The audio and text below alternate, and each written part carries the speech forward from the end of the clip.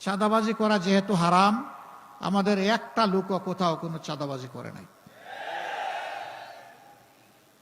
আমরা হারামের উপরে হাত রাখবো না, আমরা কোনো স্ট্যান্ড দখল করব না, করি নাই। মামলা বাণিজ্যের কথা বলেছি, আমরা করি নাই। আমরা কি করেছি? আমরা মানুষের জীবন সম্পদ এবং ইজ্জতের পাহারাদার হিসাবে আমরা 6 তারিখ থেকেই 15 দিন টানা আমাদের সমস্ত কর্মীরা সারা বাংলাদেশে দায়িত্ব পালন করেছে।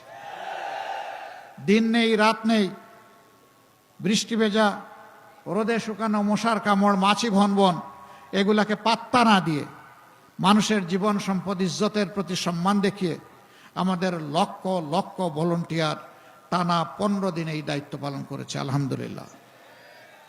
আমরা মসজিদ থেকে শুরু করে সকল ধর্মের প্রতিষ্ঠানগুলোকে পাহারা দিয়েছি, কোনো দুষ্ট লোক যাতে দেশের পরিস্থিতি খারাপ করতে না পারে, অবনতি ঘটানো তা।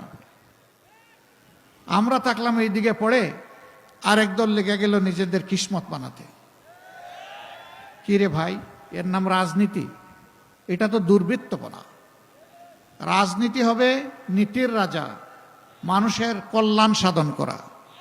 আল্লাহ যদি আমাদেরকে দেশ পরিচালনার সুযোগ দেন, আমরা নিজেরা চাঁদাবাজি করব না, করার কোনো প্রশ্নই উঠে না, এবং কাউকে চাঁদাবাজি করতে দেওয়া হবে না ইনশাআল্লাহ। যারা দুর্নীতি করেন তাদেরকে আর দুর্নীতি করার প্রয়োজন হবে না এবং করতে দেওয়া হবে না।